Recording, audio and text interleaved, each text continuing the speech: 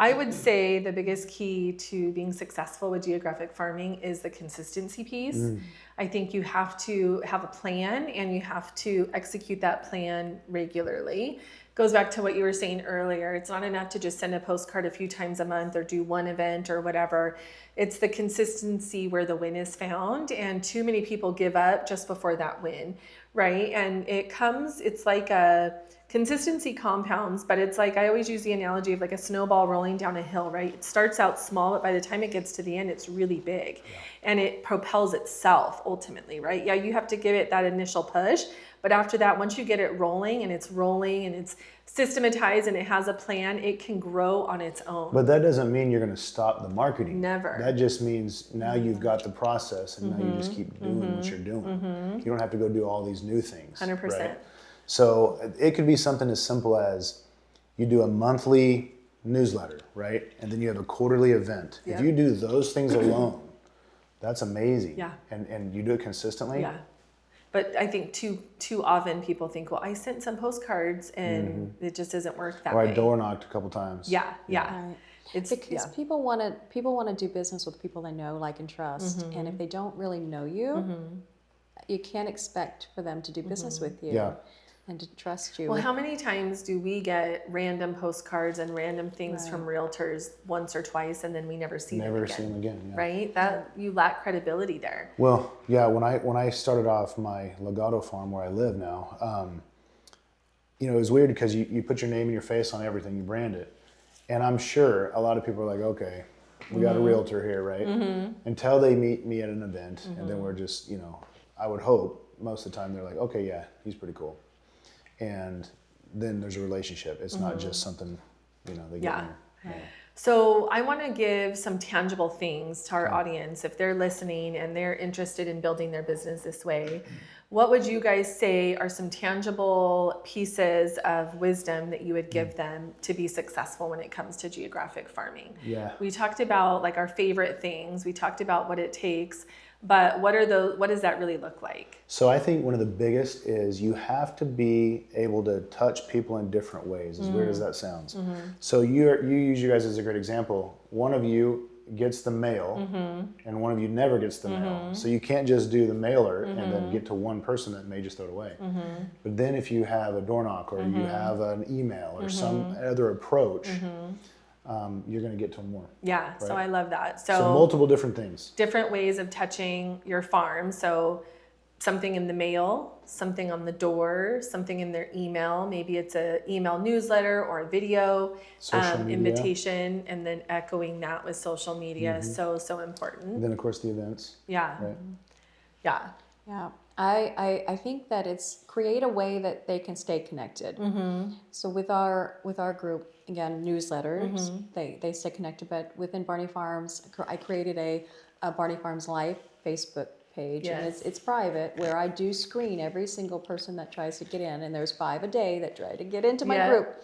But it's to keep the neighborhood safe. But that's a way that the neighborhood could also stay connected. With what's going on. So I think that's another way to... I love that. I think you've done such a great job. What was great is your community was new, and so you were able to facilitate that. So if you're farming and you have a neighborhood and they don't have a neighborhood Facebook page, create one. And that's a great place to post your events. It's a great place for neighbors to connect with each other and ask questions. You also are really great about sharing the HOA events. So it's not just your events, it's really community wide.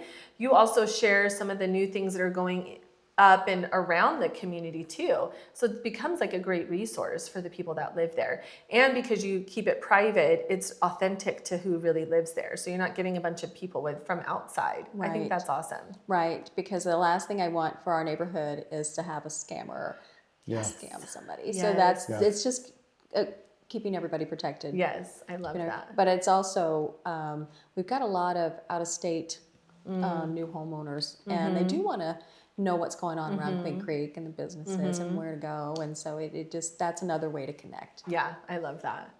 I think giving back is a great piece, because that was the way that our food drive was started, was feeling so grateful for our community for choosing us over and over as their number one choice for a realtor when it comes to buying or selling.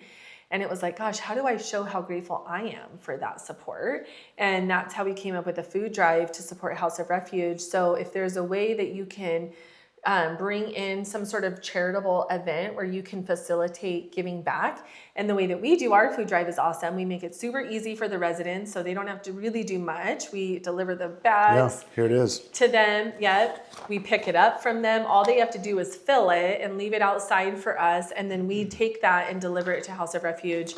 And House of Refuge loves it. They say that it's their biggest food drive of the year. And we've done this consistently now. This is our 12th year. 12th year. And it's super cool to see that. And the residents love it because we make it easy for them. And they get to feel like they're doing good too. So if you can add in, if you can market consistently in a variety of ways, if you can do community events where neighbors can get to know each other, if you can add in social media, add in a Facebook group, and then some sort of charitable event where you're giving back and bringing all the neighbors in, I think that is a recipe for success. And really, any business should do something to give back. So I'm in a business network group, and one of my buddies has an HVAC company, and I was just telling him more about what we do, and he was just like, oh man, I could see his wheels turning. I said, you need to find a way to do something similar where you can give back to the community, and again, you'll be blessed. But that saying, blessed to be a blessing, is like what I think of, right? Like we are blessed to get to serve our communities and work with so many homeowners in such a really big part of their life, right? Not very many people buy and sell multiple times throughout their life, of maybe a handful. And so the fact that we get to be a part of that and help facilitate it and facilitate it well, right? Because it can also not go well, but to know that you're gonna get your home sold for top dollar with us because we know what we're doing, we have that experience, and then help make it as stress-free as possible. There's so much value in that, so. Yeah, I was just thinking about the repeat clients. I have a couple in my neighborhood now, and they used to live in my other farm, and they are responsible for 5 different transactions that have come from that. Yeah. It's just crazy. Yeah, it is crazy. And hopefully more someday. So let's talk about events. So we do some pretty cool things, big ones and some smaller ones. What are your favorites? I think my new favorite is the casino night. Oh, nice. I think that was fun. Yeah. But I also love, so I do a little something, and I know, Ryan, you started this too, but we have Santa Claus coming around. Yeah. So we just started when this is our 3rd year for Santa. I drive them around in a golf cart, and we go to each child's home and we deliver a gift personally. So when those kids open those doors, it's so fun. Amazing. They just lose their minds to see Santa Claus on their front porch. It with a is small fun, gift. and I It's totally fun. give you credit for it. I just stole the fun. idea, but it is so fun. So we basically send out an invitation to the parents, say, hey, if you would like Santa to come see your kids on this date, let us know. It's a 2-hour window or 3 because it's getting so big, and we just drive Santa around, and it's so fun. That's cool. Yeah. What would you say? I have several. I love the food drive. I love our bouquets and brews. Yes. Which we can maybe not. I know Ryan likes to hold that Yeah. one tight. I love like the It's small cool. events, like when I do ladies' nights and things like that, because it just always feels fun and intimate, and I just love that kind of stuff. Yeah. I love our summer movie, and I love seeing all the families come out. And then also another favorite one for me, and this is like probably the easiest thing that we do is our pie pickup, because I love the time of year, and it's right before Thanksgiving, and everybody's happy, and they get to come and pick up their pie and be on their way, and I just love it. Yeah, that's a great one. I mean, and that's a common one that a lot of realtors do. It is. But it's a money one because Yeah. people love it and they look forward to it every year. I have many too for different reasons. Yeah. So one that requires an immense amount of work, but it's super fun, is the Cornhole for a Cause. Yes. So we have a cornhole tournament. It's a charity cornhole tournament, and businesses get to sponsor a lane, and they get to go home with their branded cornhole set. But it's just, very well attended. It's right here in Power Ranch, and we always get to pick someone to benefit from that, and that's so cool. But it's monumental. Like it takes months of so work. much work. Yes. Yeah, it's so much work, but it is so amazing when you're able to bless a family with a check because so many people came together to support their cause. So cool. Yeah. I'm pretty partial to the movies in the park. Yeah. Because I love being outside, and we do them in the spring and the fall. So I do 4 of them. Yeah. And that's always fun, and the kids love it because it's free popcorn and drinks for them. The Easter egg hunt for me, those are big because we bust out 8,000 Easter eggs. Yeah.